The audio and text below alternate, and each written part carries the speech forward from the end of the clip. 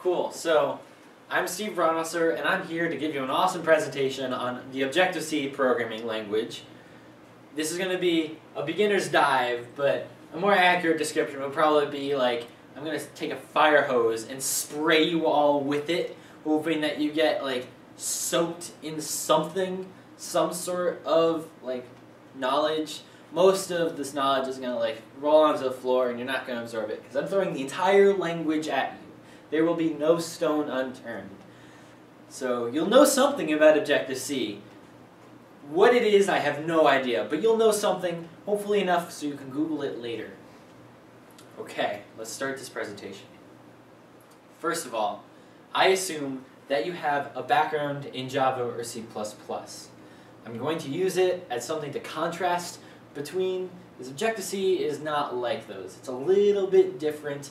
Different syntax, same kind of idea, they're both object-oriented, but it's different, and that's going to confuse you a little bit. So I use specifically Java as an example to contrast the differences between. I assume that you have some sort of understanding of object-oriented programming. If you don't know what an object instance is, or if you don't know what this acronym means, then this presentation is probably not for you, because you're not going to understand certain things. I would recommend you do more internet research on your own to figure things out, because I'm not here to teach you object-oriented programming. I'm here to teach you Objective-C syntax, because it's different. Last but not least, I assume you have a basic understanding of C. Objective-C is a strict superset of C, so having some sort of knowledge about C is nice. It'll help you out in the future. I guarantee this. But you don't have to know everything about C. You don't have to be a wizard at pointers. You don't have to know all the innards of Alec. You don't have to know structs and unions and all that stuff. You can get away with not knowing that and just knowing how to assign a variable.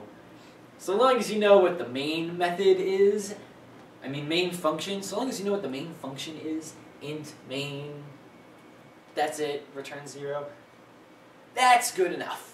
Even in iOS, you don't really need that, but some sort of understanding of C, that's what you need. Okay. So, what is Objective-C? Like I said, it is a strict superset of C.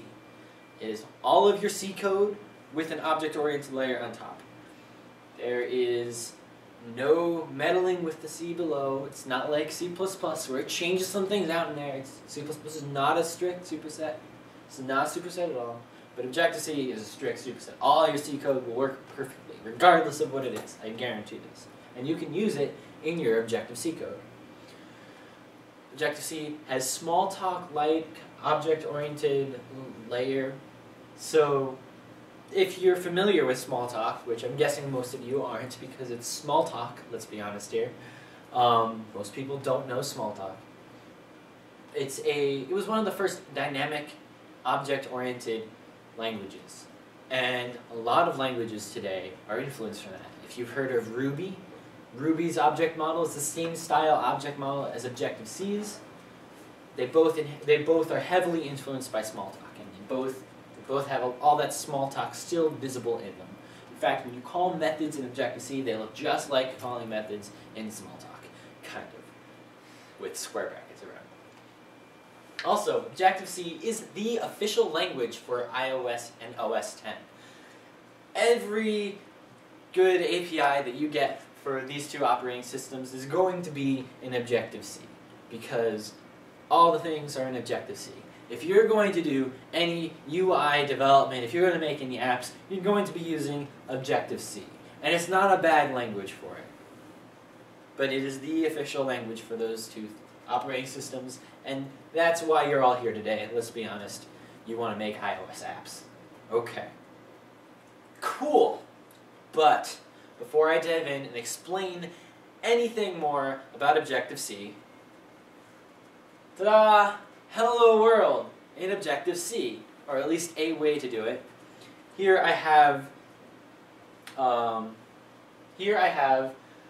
the main method that you all are used to. This is the same style main method that you'd see in C code, exactly the same. Int main, int argc, const char, asterisk, rv, you know, exactly the same. That's how you do it. Over here, I have ns string, asterisk, message. Okay, message, that looks similar. That looks like some sort of type thing. I'm not really sure. I don't really recognize what that is. Equals, what? At symbol? Hello world in quotes? What? I don't understand. Oh, at least it has a semicolon at the end. I'm used to those. Printf. Now that's something I know. I know printf. That's my favorite C function. That is a string right there. I know that. Wait, what the hell is that square bracket doing? What the hell? I don't understand. Return 0. Okay, thank God. I understand what's going on here. I am comfortable. The program is closed. This is a way you could do Objective-C Hello World, but it's a weird way to do it. Now, why the heck did I do this? Let's find out. Well, at first you have an Objective-C string literal. The at symbol hello world goes into the superset of C. If Objective-C were to override the quotes of C strings and make it NS strings, Objective-C object strings, then you wouldn't be able to have your C strings normally, at least not with all your C code, and it wouldn't work the same. And it wouldn't be a superset. So you have the at symbol to tell the compiler, don't worry guys, I'm a superset, it's Objective-C here, don't freak out. Okay. You have two C functions that you're used to, printf and main. I mean, those are really basic, you know, ideas for C functions, but it just goes to show you, it's your same normal C. You're all used to it. Look, this printf is taking a normal string. It's not even taking an NS string. It can't take an NS string. It's a C function. Then you have your Objective-C message call. This is something that's a little bit weird, and you're not used to this at all. What the hell, square brackets? I'll explain this. Don't worry.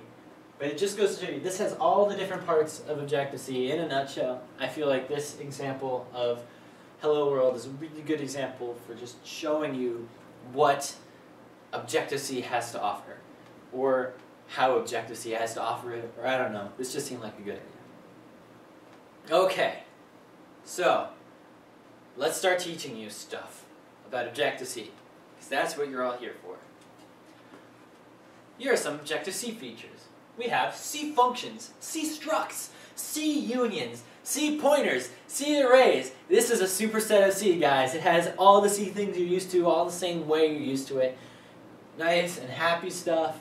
Like, just if you really, really want to, you don't have to do anything with Objective about it, unless you want to touch Objective-C APIs. You can do everything in C and then be happy with your life. It'll be great. But you're not here to learn about C and the Objective-C runtime. No, that's a different subject, all its own stuff. This is a collection of all the Objective-C features that the syntax has to offer. You have objects, methods, inheritance, properties, protocols, categories. You have data and collections. You have object literals and object subscripts, for in loops, blocks and closures, automatic reference counting, arc. I mean, some of these things, you know, sound familiar. Some of these things are a little bit confusing. What the heck is a protocol? I don't know what that is. Well, it's okay. I'm here to explain all of that for you, and these are all features that I will cover for you. Don't worry. You will learn about what exactly?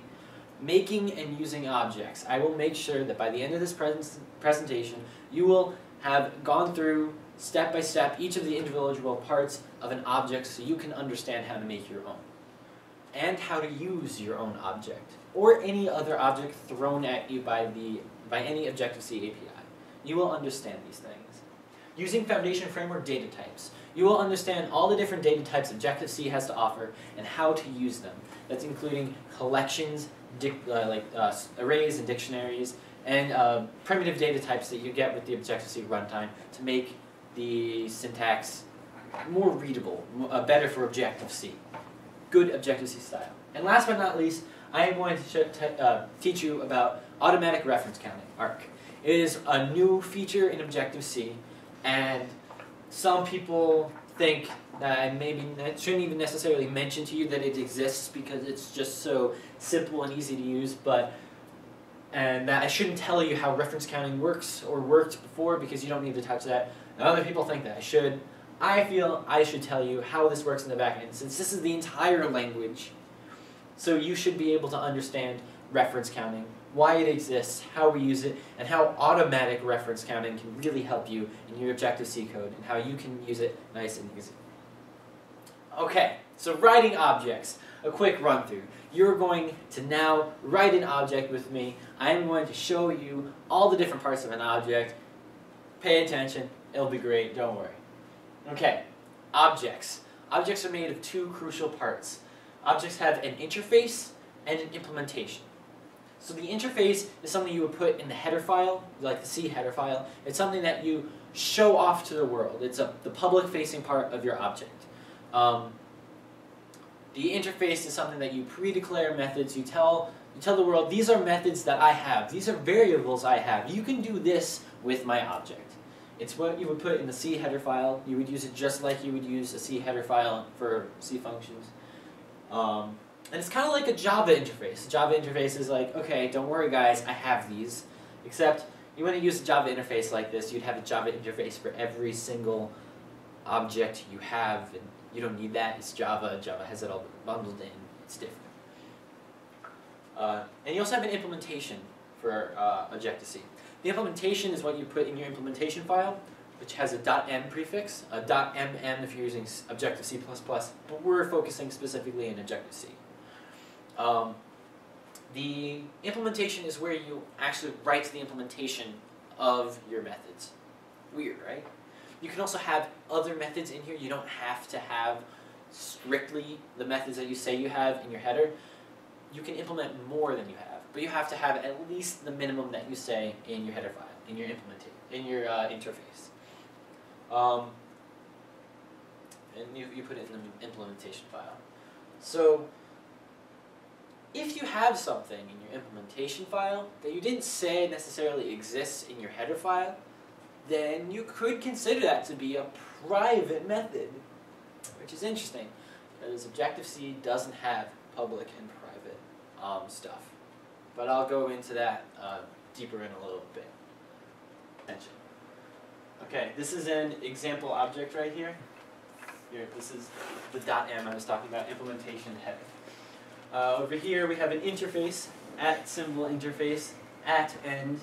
These are the Objective-C screaming at you, I'm not C, don't worry C, I'm different. @ interface, the name of your object.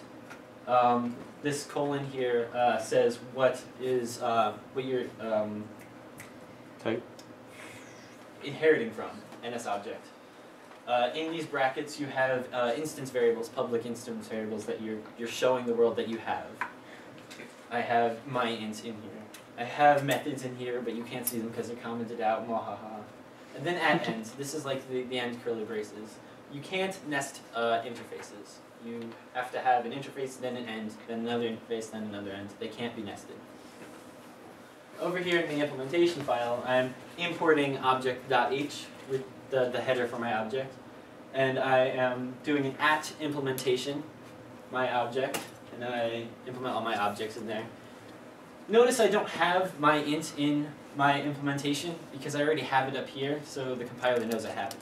If I didn't want anyone to know that I had my int in there, I could leave it out of here completely and put it in the @ implementation instead, in the same kind of style. But I want people to know my int is there. I don't know why. I'm weird, I guess. Okay, objects. A little bit more info.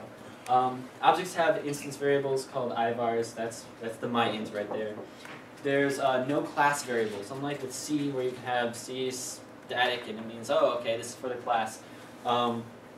Unlike Java, where you have Java static, blah, blah, blah, and it's for the class. There's nothing like that. You'd have to use the C static keyword, which means this is, in the context of a file, and it's a global variable, it means this can only be seen by this file. So no includes will ever notice that this static variable exists. So, you can do it, but it's not part of your object. Just be wary. There's no enforced public and private. There's only what you let people know you have and what you don't. So technically, if you have like a spy in your midst and they know your implementation and you only tell them about your header files and stuff. You only tell them you have this, but they know that you have this too. They can use it. There's nothing to stop them. But it's okay. That's the way Objective-C rolls. There are two kinds of types for class. You can either have the class name, a pointer to the class name, or you can have the type ID, which is a generic any kind of object. ID is a pointer in itself, so you don't need the asterisk there. Don't put ID asterisk anywhere. That's a compile error. Just getting it out there. Also, there's automatic casting from a type ID to a type class asterisk. So unlike Java, where you need Java generics to solve things in containers being put into your variables, you don't need that. It's automatically cast for you. It's fine. Okay. Objects have methods. You can have both class and instance methods. You have the variables for the parameters are named in the name of the method, and I'll show you how that works. That method name is called the signature. And the default return type is ID, so you have to specify exactly what you want if you want a primitive or whatever, but it will be ID by default. And now I'm going to show you what object methods look like. Okay, so you either have a plus or a minus. Plus means, hey guys, I'm a class method, and the minus means, hey guys, I'm an instance method. So there's that. In these parentheses over here, you put the return type. You put something in here, so it's not ID by default. Then you have method name, and that's it. Or you have method name with variable colon. Then you put the variable type here, the variable name here, and then the type in these parentheses. The default type for a parameter is ID. So it's kind of like you're casting it into whatever you actually want it to be, if you want to think about it like that. And then you can have more than one variable. You just add white space after the first variable. So it would be method with var1, var2. Interesting, right? Weird syntax? I don't know. Yeah, it's definitely weird. This is not how Java does it. It's not how C++ does it. It's how Smalltalk did it, which is why it's this way. I like this way. The nice thing about this is, let's say, it makes coming up with what other people name things easy. Because you're like, I have this int, and I have this double, and I want to do this verb, so it's verb with int and double. Oh, look, there's the method name.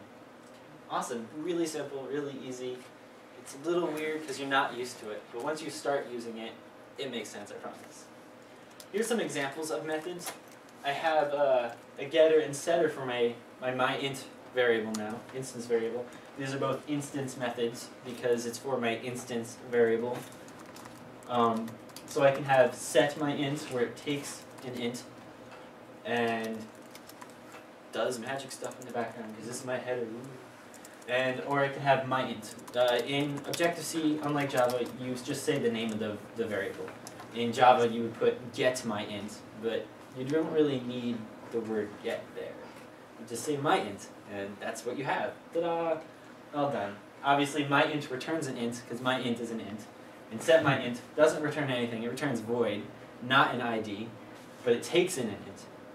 Make sense? Okay. Over here, I'm setting my myInt instance variable, and over here I'm returning my myInt instance variable. Not too, it's not too complicated, right? Yeah, you guys get this? Cool. Okay. If you don't, too bad. Oh, Nick? Yeah? What does the underscore in front of myInt mean? Does that just mean... That doesn't mean anything.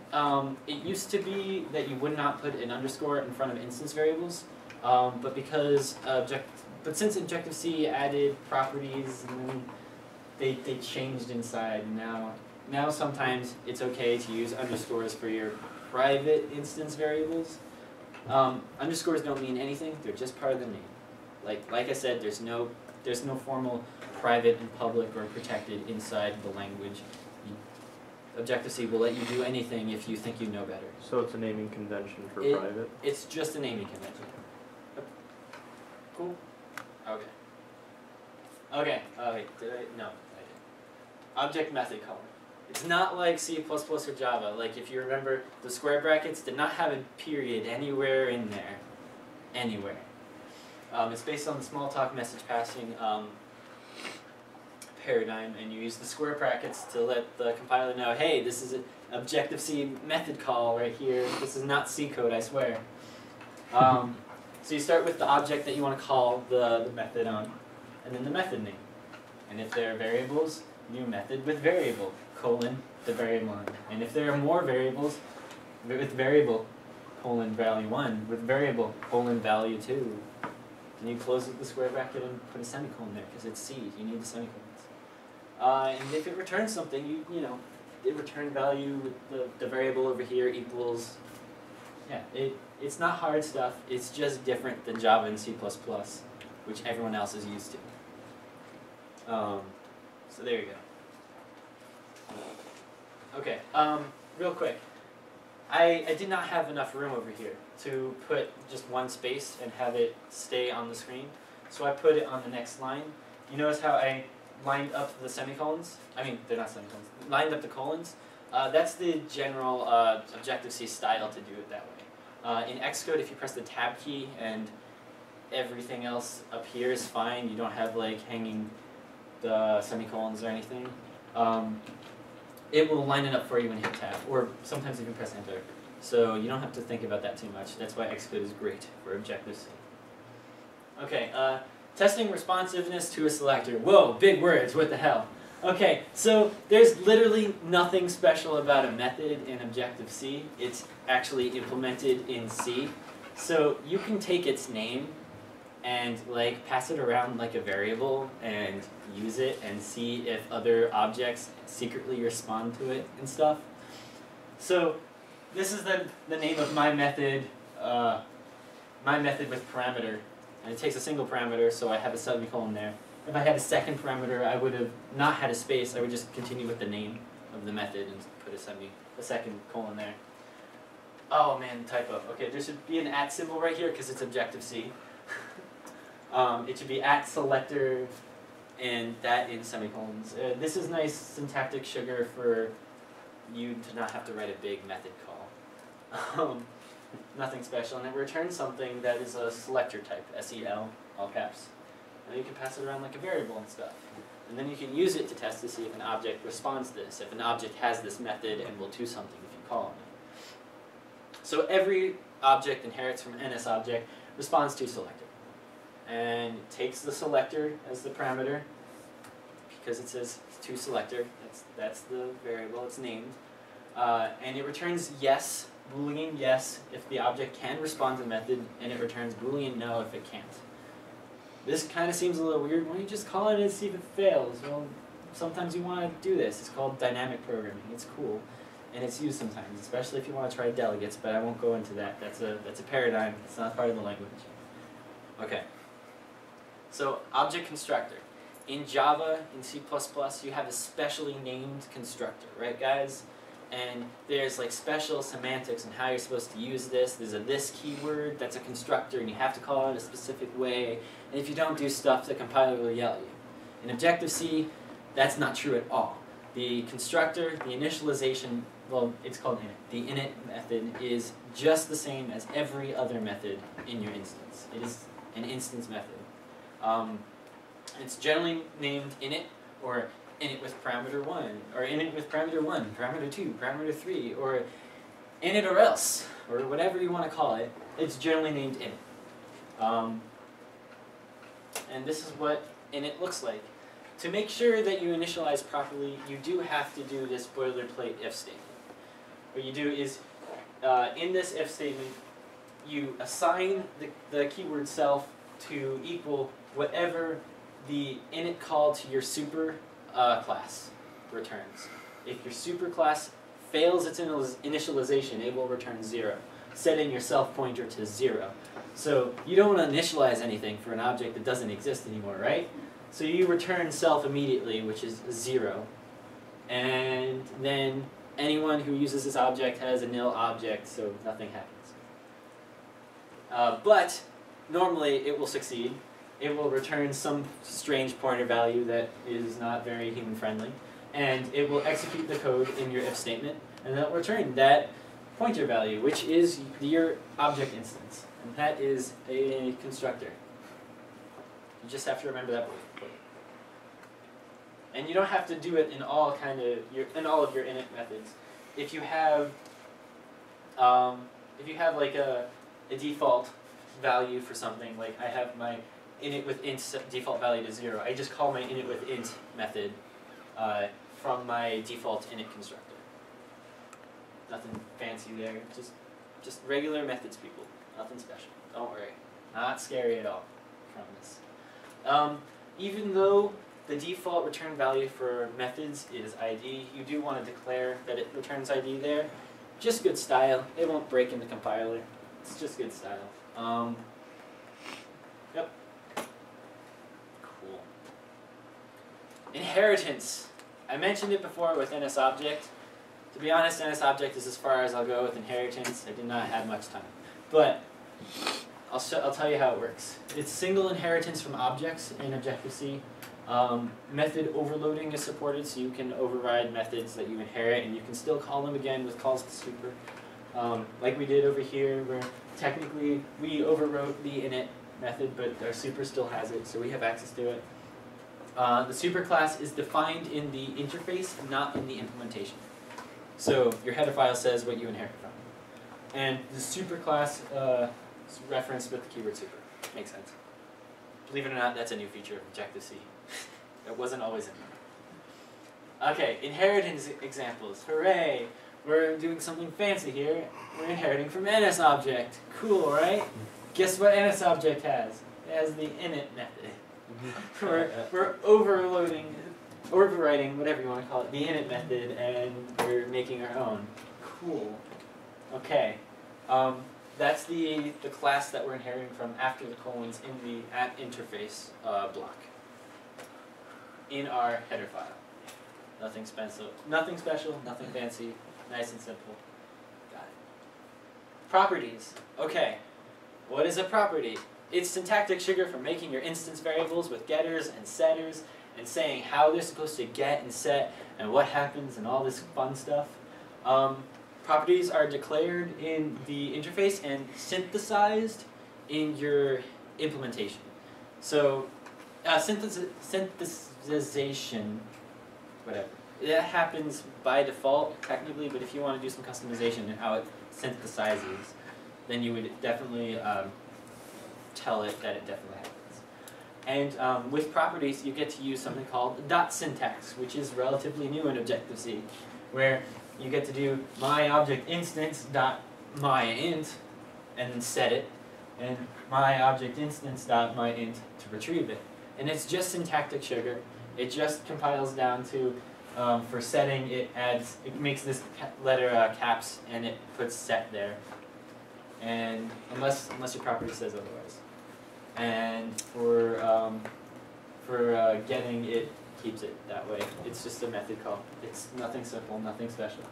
But you only use this for properties because it's bad for anything else. That's dot syntax. It's not for calling methods. It's just for properties. Just for when you want to value something. Here's an example of a property. Notice that I totally got rid of my int in here. You don't need it anymore, people. You got this property thing. It's a lot better to use. I highly recommend using properties over instance variables, especially if you want people to use them outside, from outside your object. Over here I have my property, @property. It's a sign, is how you assign it. It's just basic assign. That's how the modifier. I'll explain that later. And non-atomic, which means just ignore concurrency. Just assign it. Don't do anything special. The type, int, and the name, my int. And this is the public facing one. Then over here I have @synthesize, my int equals underscore my int. So this is how I can reference the instance variable by myself in my implementation. And this is what I said it was called in my property. And this will automatically generate set my int and my int methods for me. And figure out how to assign my int variable. Yes? You put an underscore in front of my int. Yes.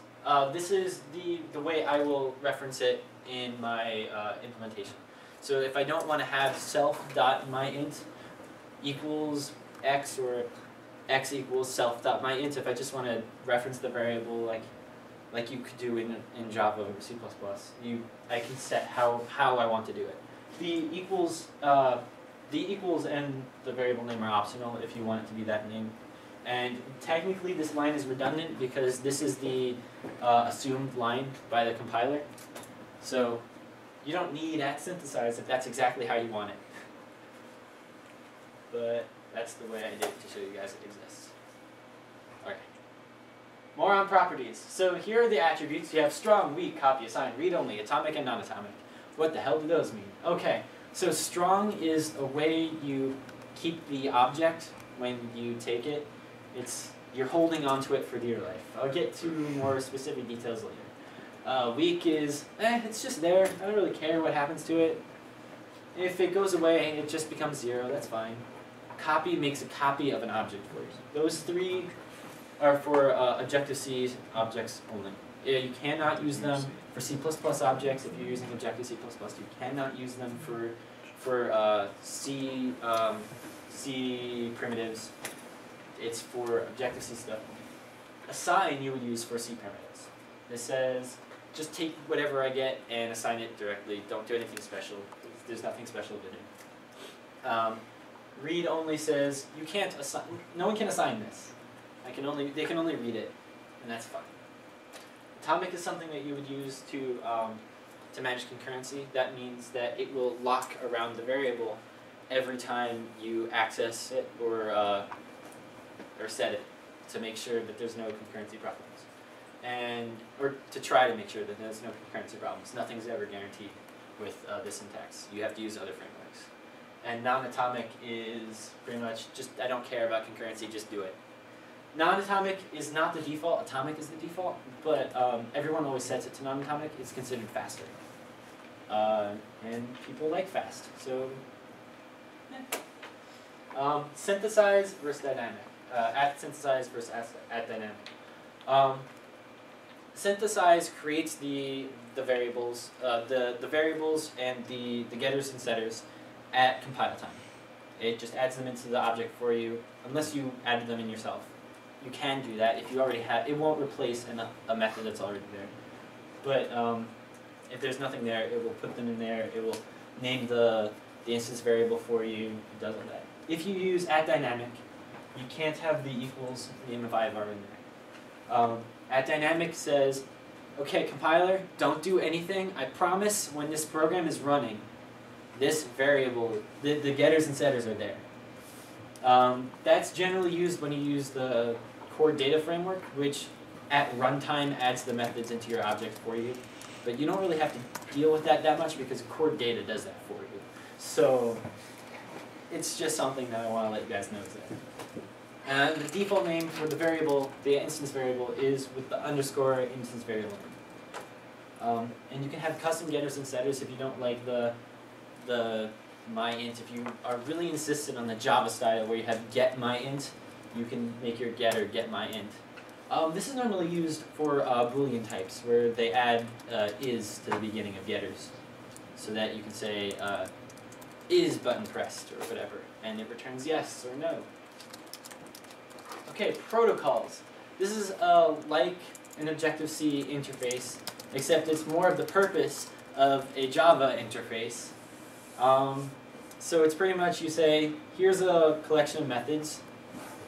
Make sure that you implement these. This is a contract. I want you to adhere to it. And then you implement the protocol and say, yes, I will adhere to all of these methods, I promise. And protocols can inherit other protocols. And in fact, if you don't inherit from anything, you should always inherit from an NS object, because every object that implements a protocol also inherits from an NS object, so it implements all of those methods. Cool. Yes. And this is an example of a protocol. Over here is my protocol file. It's a header. There's no implementation for my protocol. It's just a header file. At protocol, my protocol is the name of the protocol, and it inherits from the NS object protocol, which is technically an object, which keep it quiet. here I have a property in my protocol. This property does not have an instance method attached to it in the protocol, since there's no implementation of the protocol. But it does have two methods attached to it, a getter and a setter. So this is pretty much saying, I promise to have a getter and a setter for this. And I also have a method in here, string myInt. I don't know what string myInt does. It sounds like it returns a string of whatever some myInt variable is. But you promise that you implement this method. And over here, I have, in my header file, I have my object, which inherits from NSObject, implements my protocol. And you use these angle brackets to say, I'm implementing this protocol, I promise, guys. Okay, categories. What the hell is that? I've never heard of that. Java doesn't have those. Pretty much it's the ability to add methods to classes and all instances of that class when you don't own that object or that class. Like, let's say I want to add a method to NSString. I would use a category for this. It applies to all instances of the object. So it doesn't matter, like, if you already made some NS strings or whatever, or it doesn't matter the order that you imported anything, it applies to everything that you use in your program. So it can be really dangerous. And if you have multiple categories on the same object and they clash, then you will lose some methods and you won't know which methods are implemented by the class and which aren't. And if you have a category that overrides a method that already exists in that object or in that class, the original method will be overridden and there's no way to access it again. Categories can be really dangerous, so you have to be careful when you use them. Make sure that any libraries you have don't have categories, and if they do, make sure you know what those categories are. If you ever want to use a category, you want to make sure your category doesn't conflict with their category, and you want to make sure your category doesn't conflict with the object that you put in the category on. And you never know if there's like a private method that's secret and you don't know about in there. Generally, they're named, you know, with an underscore or something, so everyone knows that they're private or whatever, but you never know what happens back there. It's secret. So you might be overwriting something that you don't even know exists. You want to be careful with categories. But you can do them. It's okay. Here I have a category on NSString. I called this category reverse. You put the name of the category in parentheses, and the naming convention for the file that you put the category in is the class that you're extending, a plus, and then the name of the category that you want. The name of the category is irrelevant. It's for your own use. It's so that you can organize them, and I guess it's also so that they don't collide with each other, so that my category on NSString doesn't collide with your category on NSString. But yep, they're there. The fact that the only method in my reverse category is called reverse is totally irrelevant to the fact that it's named reverse. I just put a reverse in there, and it made sense to call my category reverse because it reverses things. Categories, like objects, have both an interface and an implementation. Both a header file and an implementation file. So, and they look pretty much the same, except they don't inherit. They just have this weird parentheses. And I guess you could also have protocols in there, but I've never done it. And I didn't check to see if it works. So don't trust me on that. So you declare that the method exists in your interface, and in your implementation, you implement it. Simple, right? So here is code for my reverse method. It actually works, I promise. If you ever want to take it and test it, I promise it works. Although technically that's not the method you're supposed to use for getting a C string. It's different. But it's okay. It was shorter. I wanted to put it in the presentation. And so you declare it and you implement it. Nothing special. Nothing hard. Nice and easy. And all of a sudden, all of my NS strings, every single one of them, now has this nice reverse method I can just call and get a reverse string for. Nice and easy. Class extensions. Now these are like categories, except they're not scary and dangerous because they're for your use, not for your use on other things. So, like I said, there's no way to have a public and a private forced by the compiler for ObjectiveC. But you can fake it by telling the compiler, by having public things in your header. But where do you put your private things? Because you don't really want to just have them all just sitting there in your implementation. It's a good practice to have that and then pre-declared somewhere. That's what this class extension is for. You can add instance variables in a class extension. You can add methods and everything, and then you implement them in the implementation file for the object that they're for. There's no special implementation file. It's just an extra. Think of it as an extra header, but you generally put it in the implementation file at the top. And here's an example. In my object.m header file, I have at the very top an interface for my object with this parentheses. It looks like a category, right? But it's empty. There's nothing in there. It is a class extension, not a category. I have my property in there. You can't have properties in categories, but you can have them in class extensions because you can have instance variables in a class extension. And in here, I'd synthesize my private ones. And I could also have put class methods and instance methods up in this class extension interface and implemented them in the original implementation file block of my object. Okay, now I've just shown you a whole bunch of stuff on objects. I don't know how much you remember, so let's look at the object, see if you notice anything or recognize anything else. Okay, so here's our header file. We are called my object. That's the name of our class. We inherit from NSObject. We implement the my protocol. We have a property that is assigned, non-atomic. That's an int. We call it my int. It means we have a my int dot syntax accessible property. We have two constructors and a default init constructor and an init with int constructor. And over here in our implementation file, we have a class extension that has a my private int in here. Shh, nobody knows. And we have an implementation block for our my object. We synthesize both the my int and the my private int. We don't need to because it's the default synthesization. I don't know how to say that. But we do it anyway because we see it and it's a good example for you guys. We implement the init method. We implement the init with int method. And because we adhere to the my protocol, we implement the string my int method, which returns a string with an int in there. And it uses the NSString method, string with format, which uses format syntax similar to printf, except it also adds an extra thing, %@ symbol, which is any Objective-C object. Objective-C objects all inherit the method description from NSObject that returns a string, description of the object. Makes sense. So that's what it calls on the object that you pass in there. But I'm passing in a primitive int, so it's getting that value, especially there. I'll show you guys that syntax later. Okay, cool. I have an object now on my own. I have no idea how to use this thing. Okay, this is how you use it. I am allocating two different instances of the myObject class. You start by calling on the Alec class method of the myObject class. Then, on the return value of that, you call the init method, the init instance method, which returns a fully initialized, instance variables all set up and everything, instance of the myObject class.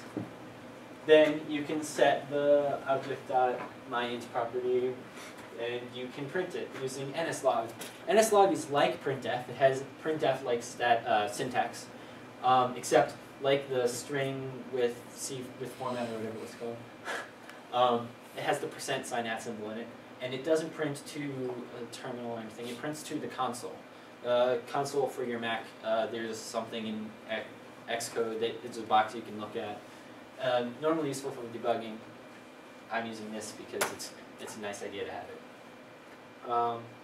And you don't have to do it this way. If you want to split up your Alec and init calls, you can. It's fine. But make sure that your init call has the instance set, because if that returns 0, you want to make sure you have your object instance as a nil pointer. That is very important because that other pointer that you used to have could point to anywhere now. You have no idea what it is. Be scared. Be very scared. Then you can call setMyInt on the things. If you don't like the dot syntax, you can do it. Believe it or not, there are people that don't like the dot syntax. Not everyone loves it. And then we call log here. It's pretty much the same thing at top, but it's just a different way of doing it. So to show you guys, you have options with Objective-C. It's not all strict and hard, and it's not a mean person aiming to hit you with a ruler. No, you can do what you want. It's nice. Yep, Alec class method, use init and init with ins. Splitting up the Alec and init, dot syntax, and then like, okay, covered everything, cool. Okay, one more thing. Imports and forward declarations. Imports. The C has a #include in there, but with include you have to make sure your header files have header guards in them, because you don't want your header file included more than once. That will cause a compile error because it's like, oh god, all these things. What you want is to use Objective-C's import, which is just like C++'s import, which guarantees that each file is only included once. Nice, simple, same kind of semantics. Use that, it's better style, even though you have the C style in there. It's better style to use #import than it is to use #include. Forward declarations. Sometimes you have things, you know the object is there, you know when you compile everything, there will be, all the header files will be there. But right now, you just don't want to import this one header file into this other header file because they don't need to know about each other per se, but these objects and these protocols need to know each other because you use them and it's just yelling at you. You can forward declare your classes and your protocols by using the @class symbol with the name of the class, semicolon, or using the @protocol with the name of the protocol, semicolon. And that will tell the compiler, don't worry, these do exist, I promise. And if they don't, you'll have bad times at runtime. And it minimizes the amount of includes, because you don't want too many includes everywhere. Okay, Objective-C data. What you get with the foundation framework and all this good stuff. So now I'm going to teach you how collections work. Now I'm going to teach you how some of the variables work. You saw that yes and no, and you're like, where's my true and false? I'm so confused. Don't worry, I'm covering that. First off, nil. N-I-L, all lowercase, refers to a zero object, an object that doesn't exist, emptiness. It's like C++'s null. It's like C's null. It's like Java's null. Except it's nil, because this means I'm an object. It has nothing different from C's null in the back end. It is a zero. But it is bad practice to use C's null when you're referring to an object, because then people reading your code get really confused, and then their brains explode, and someone has to clean that up, and the janitor never likes doing that, and someone needs to wear a hazmat suit, and it's just annoying. So when you're using C code, when you're using C callbacks, all that stuff, you're allowed to use null, all caps. That's fine. That's good C practice, and that's good Objective-C practice to do that in your C code. But when you're talking about Objective-C objects, use nil. And if you're not talking about Objective-C objects, stay the hell away from nil. That means an object, people. Okay, cool thing about nil. In Objective-C, you can call messages to nil, and nothing bad happens at all.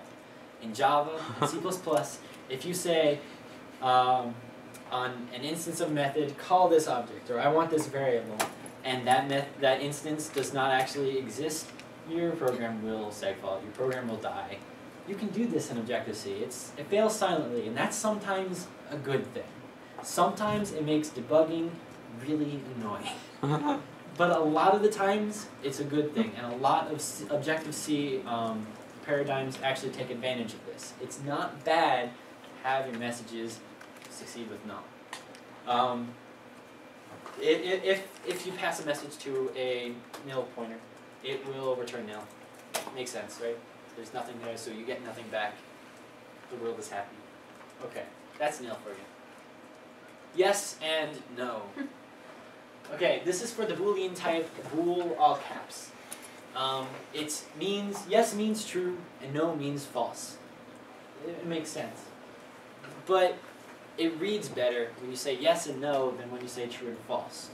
Like when you have the variable, is button pressed? The answer is yes. It's not true, like Tim Brooke would try to convince you. Is button pressed? True. What kind of weirdo are you? Come on, let's be honest here. No. Okay, in your Objective-C code, do not use the C standard bools. Do not use underscore bool, do not use bool, do not use true, do not use false. They're part of the C standard, yes, but don't use them in your Objective-C code. You can use them in your C code, but when dealing with Objective-C stuff, when doing stuff in your Objective-C methods, when dealing with anything in Objective-C, it is much better practice to use yes and no. Do they differ at all? No, not really. There is a little bit of difference with bool because of some stuff I'll talk about later, kind of, but they pretty much work the same way, they act the same way, you can do the same kind of stuff. But just don't use the C bool. Okay. For the same reason that you wouldn't use the C null. NS number. This is an object that represents a number, a character, a floating point, whatever the fuck. It's all the things, and it's great. It's a object, a representation for integers, booleans, floats, doubles, characters, all that stuff. You can put this in your collections. You cannot put a C primitive in a Foundation Framework collection because they work on objects and everything will explode if you don't use objects. So you use this cool new fancy object literal syntax that was literally just released, and it's awesome. You use this @ symbol everywhere because you have to tell C, don't worry, this isn't C, this is the superset talking. You use @1 for integer, @1.0 for float, yes, no, character. It doesn't highlight this way, but it works, I promise.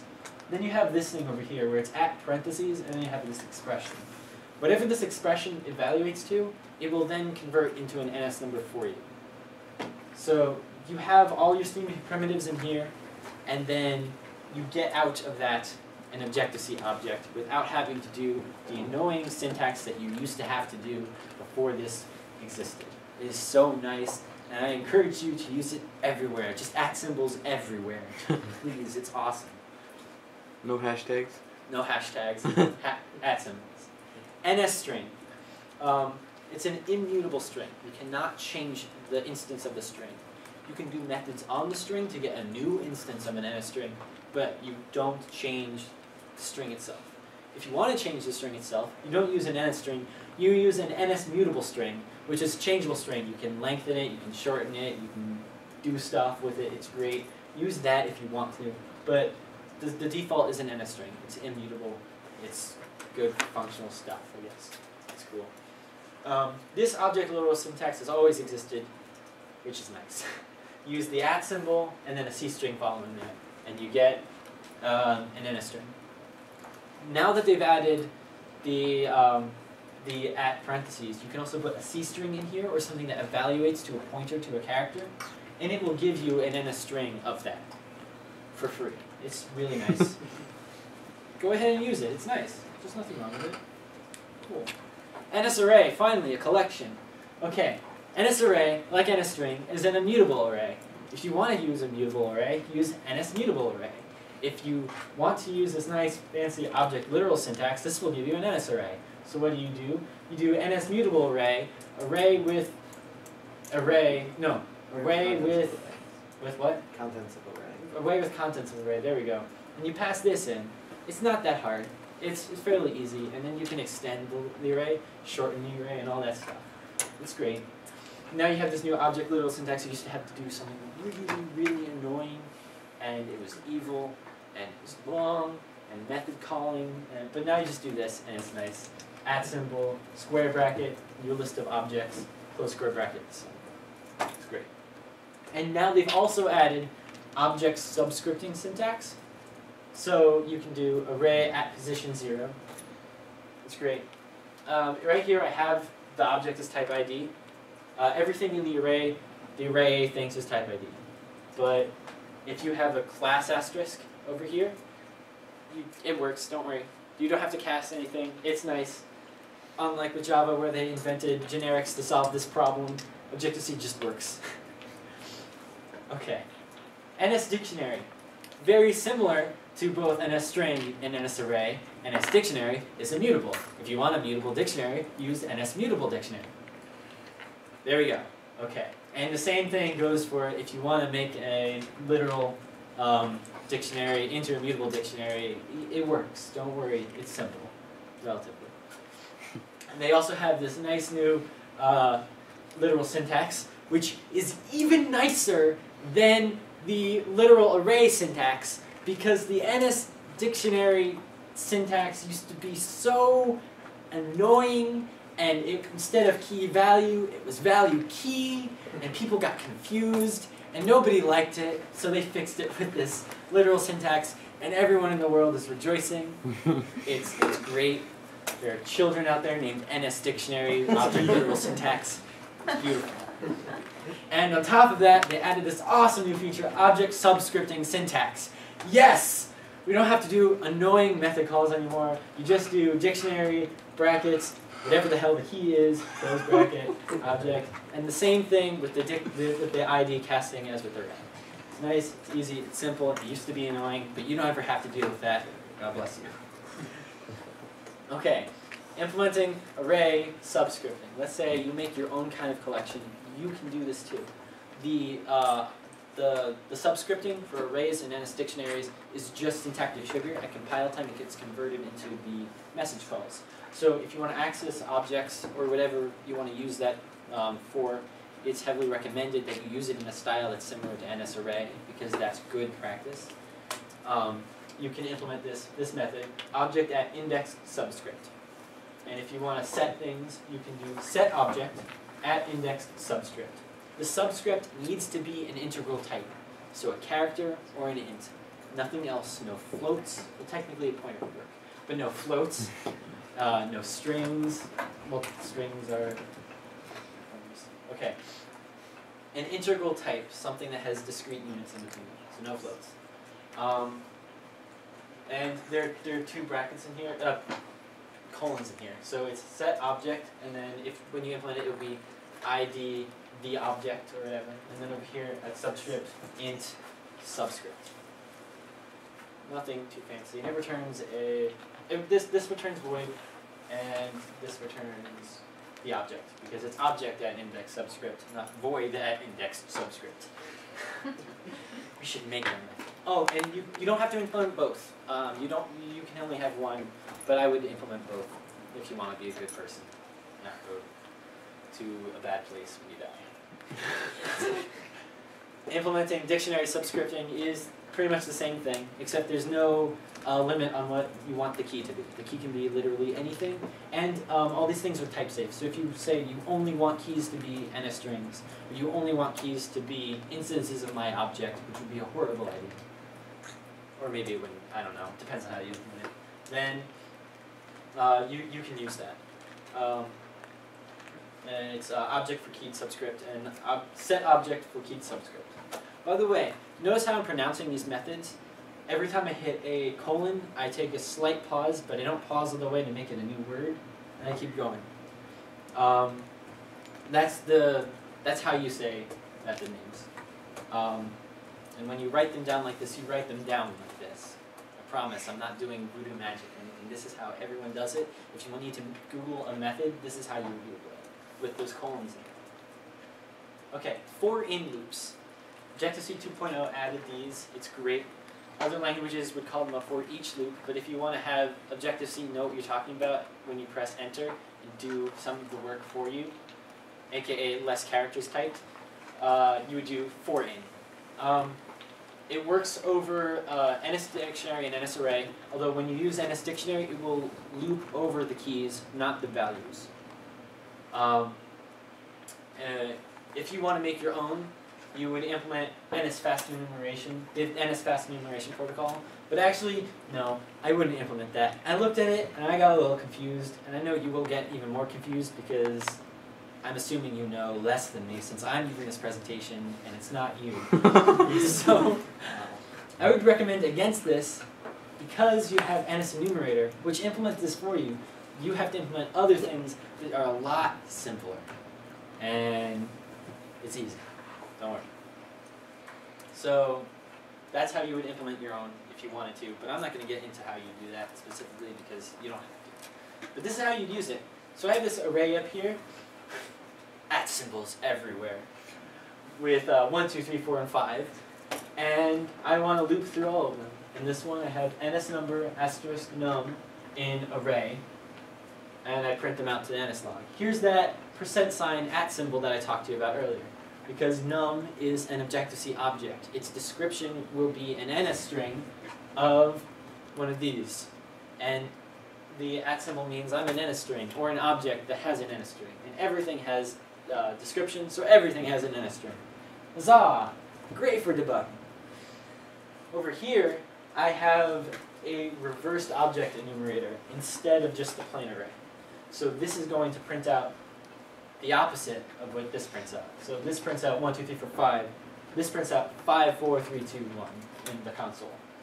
And this is just going to show you don't have to put the array in there. If you want your for in loop to loop over the values in a dictionary instead of a key, there is an enumerator that NS Dictionary has that you can give it to instead. And if you don't want to implement your own enumerator, if you have an enumerator as a property in your object, you can pass it in that instead of having to implement it yourself. It's simple. I just wanted to put it out there in case the thought never clicked, which I hope it would, but now it doesn't have to. I let it click for you. Okay, Objective-C blocks. They're great. Objective-C beats C++ to it, I'm pretty sure, with blocks and closures and all that stuff. So now I'm going to assume you have no idea what I'm talking about, even if you do. What the hell are you talking about, Steve? Okay, a block is a function that you declare when you're inside another function, and you can assign it to a variable and pass it around and use it anywhere you want. I like to use it for code organization, but it has better uses too. There are APIs that you can use for callbacks instead of C callbacks. It's nice. It's like in Java where you have inline classes, anonymous classes. You have blocks. It's a lot easier. There's a lot less work. It's a lot nicer. Java only has anonymous classes because they were too lazy to implement this, I promise you. Blocks are cool. What does a block look like? This is what a block looks like. You don't need to have the block assigned to something, technically. Technically, you could call it immediately by putting parentheses over here, or you can just have it sit there, or you can pass it directly into a method call or a C call, so you can pass them around through C functions if you really want to, for speed. Let's assuming you do want to assign it to a variable to make it useful for passing along. You would put the return type of the block. In these parentheses, after this caret, you would put the name of the block, the variable name. There's nothing special about it. It's whatever you want it to be. It's your variable name. It's just in these parentheses because that's how the C compiler did function pointers. So Objective-C was like, we're going to do it like similar to how C did it, except instead of an asterisk, we're putting a caret to make it different because we're a superset. And then over here in these parentheses, you put the parameter list. But you don't need the variables. You just need the types in there. The variables in the parameter list, you put over here. You put the caret, then you put the parameter list. And Objective-C figures out what the return type is for you.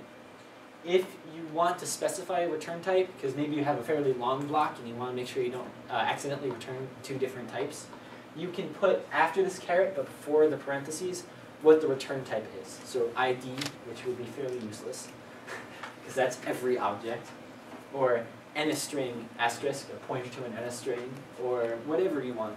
You can put the return type right there. Then after the parameter list, you put the curly braces, and you do whatever you do in your block. And then you close it up with semicolon, because this is a statement in code. This statement just has other statements hidden inside. The block is not executed when you write it. The block is executed when you call it, and you call it just like you call any other function.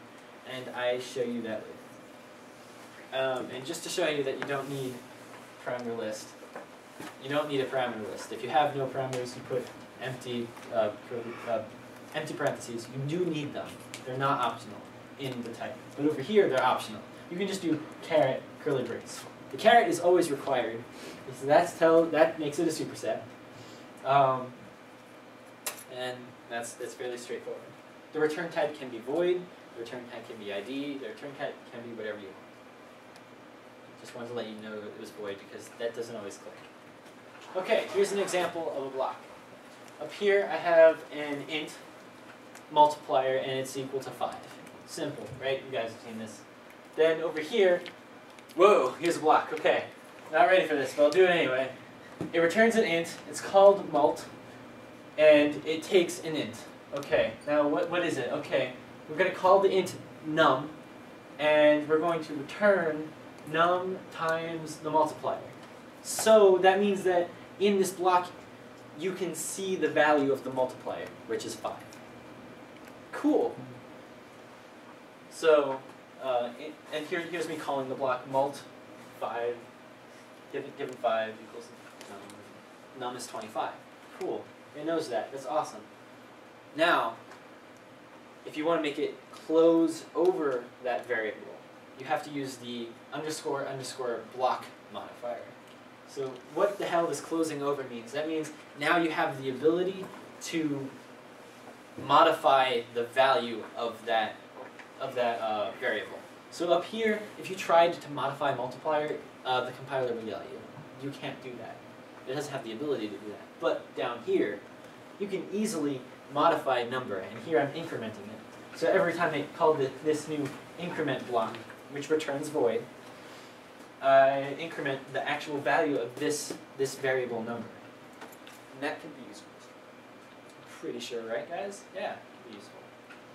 So you can choose when you want your block to be a closure, and for which variables you want your block to be a closure.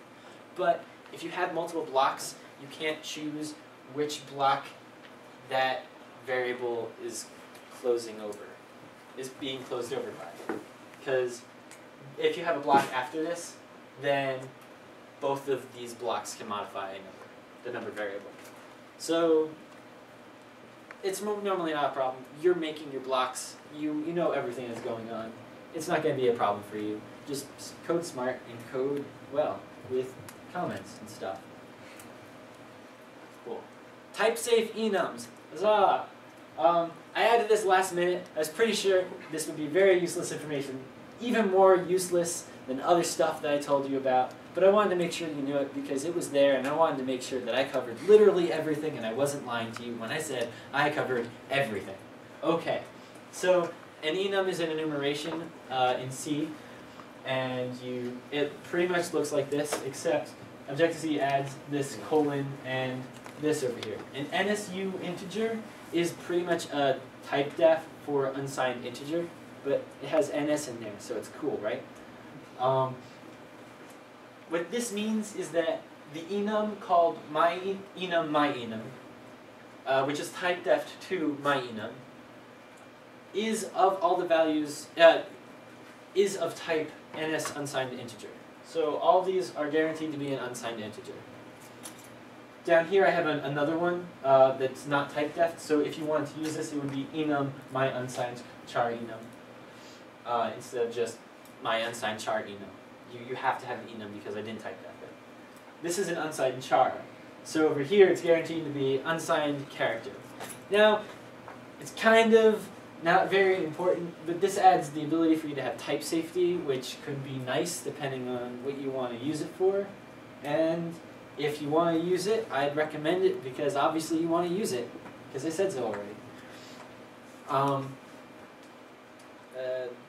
Yep. Oh, and you can also pre-declare these type-safe enums. So I have this enum called my unsigned char enum, and oh, I didn't put the thing there. That's a typo. Whatever. But if I did, it would have unsigned char over here, and it would be type def to my unsigned char enum, and it would be nice instead of being wrong. I'm sorry. Okay, and you don't have to name. You don't have to put the enum name. Just like in C, how you don't have to name the enum when you're doing a type def. You don't have to right here. So this is all the stuff. If you really want to know more, look at the slide or the video later. Cool. Automatic reference counting. Yay! If you remember, this is the last of the 3 bullets that I wanted to talk to you about. Okay, what it is and what it means to you, because I guarantee you, if you've never done any Objective-C before, you probably have not heard of reference counting, because most things are garbage collected or totally manual. And automatic just confuses you, because you haven't even heard of whatever the counting was, and you're like, what's going on? So, what is reference counting? It is nearly manual memory management. It's not totally manual because you don't allocate and free things yourself. You pretty much assist the objects in making and destroying themselves. So it's kind of like when an object loses all of its friends and no one's talking to it anymore, the object just dies. That is the most memorable way to put it. It just kamikazes and dies. How do you do this? Every time you get an instance of an object, you retain it, and you call the retain method on it. And every time you're done with an object, you release it, saying, I'm done with this. When you create an object, it's retain count. How many pieces of code have retained this? I've called the retain method. When you initialize an object, its retain count is 1. Because you initialize it, obviously there's one person out there that cares that this object exists. So, when that last person has released that object and its retain count becomes 0, the object realizes, nobody likes me, I am done with, goodbye cruel world, and it deallocates itself for you. That's why I say nearly manual memory management, because you're not actually determining when that object is released, you're just helping it figure out for itself. But because of automatic reference counting, you don't have to deal with that at all. That's just how it's implemented in the back end. Hooray! When you compile, the compiler adds these method calls for you. And it's great. You don't have to do anything. Awesome. It's almost like compile time garbage collection because it has none of the overhead of the runtime garbage collection and all of the benefits while you code. Well, not entirely, only almost. You actually have to use those strong and weak keywords for automatic reference counting, for ARC, in order to let it know when it has to retain when you assign a property to it, or just let it sit there when you assign to it. So you'd use the strong and weak keywords in property declarations, but if you have an instance variable that does not have a property associated with it, you would use __strong and __ weak as the modifiers to the type to let the compiler know how to deal with this when it's assigned and when it's released. Strong variables, when they're assigned, retain instantly. And that means that so long as you use this variable, so long as this variable is not nil, or does not have its value changed, that specific instance of that object will be retained, and it will not go away, because you're retaining it. It has at least a reference count of 1. Weak means that, okay, assign it to me, but like, this isn't mission critical. If you go away, set yourself to 0, and I'll deal with it. I can send messages to nil. It's fine. You would do this to make sure you don't have a retain cycle and to make sure you don't have memory leaks. I just said retain cycle. You have no idea what that means. Retain cycle. It's when two objects have references to each other and they have strong references. Each of them is retaining each other. No matter how many objects release these two objects will always have each other referencing them, telling each other, don't worry, I'm your friend here, we can live it out, we can still be together, it'll be great. This is awesome for the objects, but this is horrible for your RAM. If this keeps happening forever, you will run out and then your computer will die. You don't want this at all. The solution is to make at least one of the references to the objects weak. And that way, when one of those objects is released, it's weak. So the other object isn't actually retaining it, and it can go away. And if the object that's retaining the other object strongly is deallocated, then its strong reference is released because the object's being released, and then the weekly, the other object is released because it was also just released. It's a lot easier than having to do manual memory management, and it's a lot easier than having to do manual retain release because you don't type those at all. The compiler does it for you, and they actually proved that the compiler is better than humans, even in Apple's code.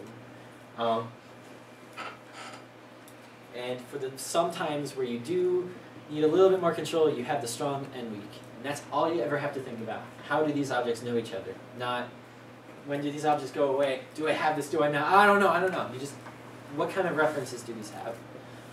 Weak is normally used with Objective-C delegates, but I'm not talking about those. I'm just letting you know they exist. They are important. That's why I keep mentioning them. But I'm not talking about them. They're a programming paradigm. They're a way you do things. They're not the language itself. Cool. So there you have it. Objective-C thrown at you. I just sprayed you with the hose. You're all dripping wet. I hope that's good and not bad. If it's bad, if you're relatively dry, if I missed the hose, here's some really good references. The first one, Programming with Objective-C, is Apple's official documentation for the Objective-C language. Introduction, and covers everything so much more in depth than I did because this is a simple presentation. That's the actual documentation. There's both the HTML and the PDF form link right there.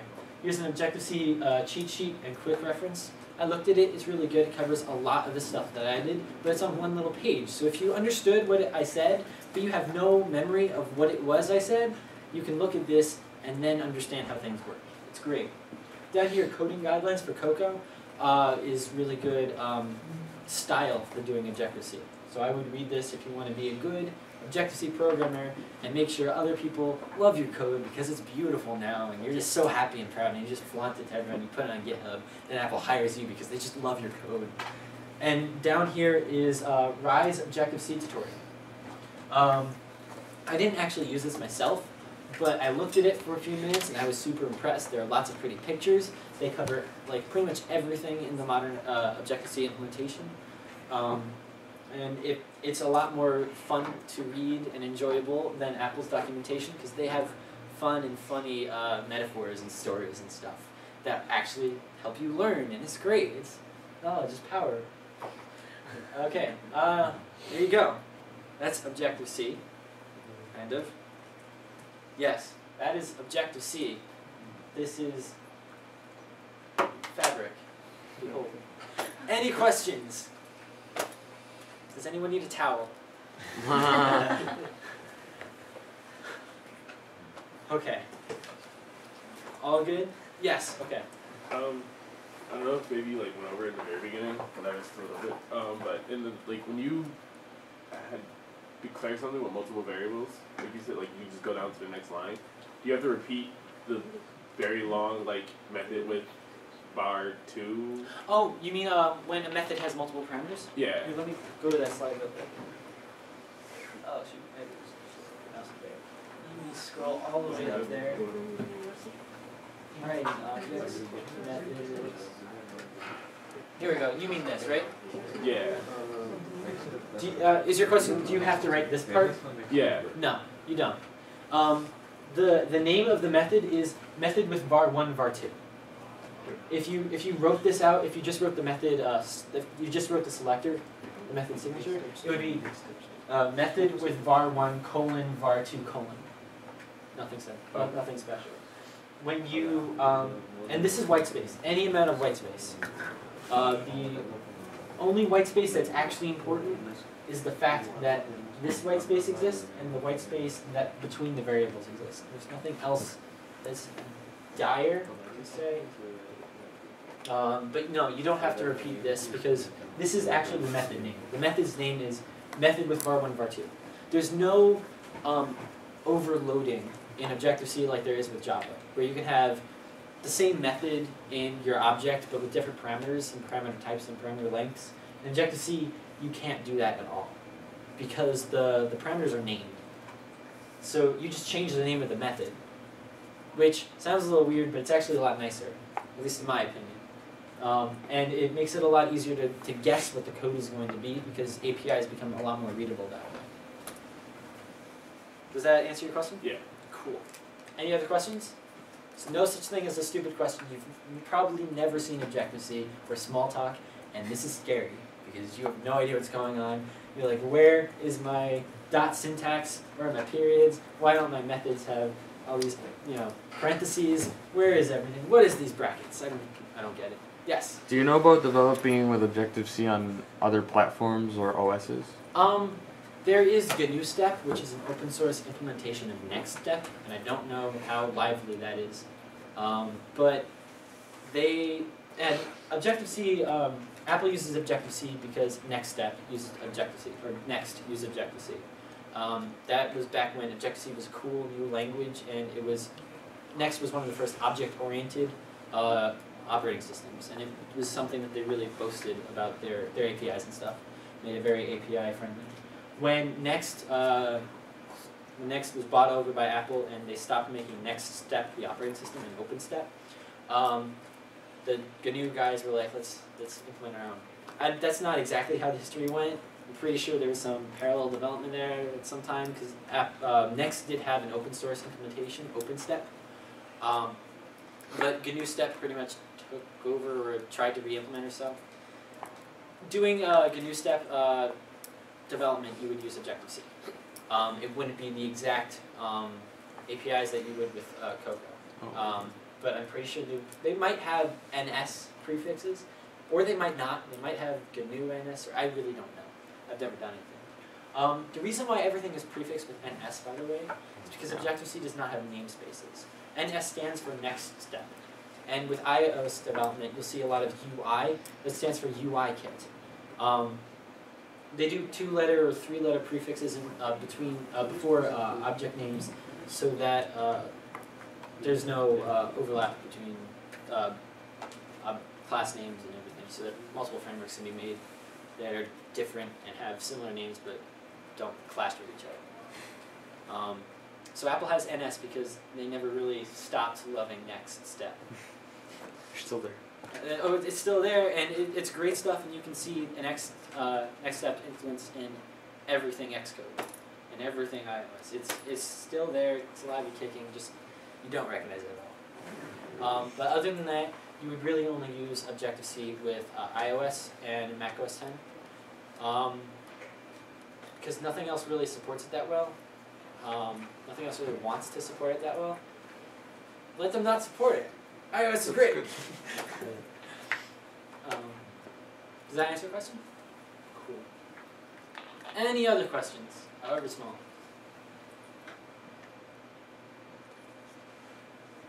I hear crickets. Okay. So that concludes the presentation. I hope you learned something. And if you haven't learned something, or you're confused, or you have questions, let me know.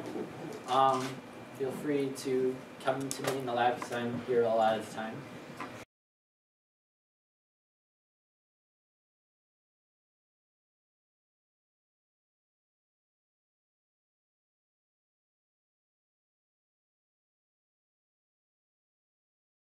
Cool. So, yes, I hope you enjoyed the presentation. Thank you.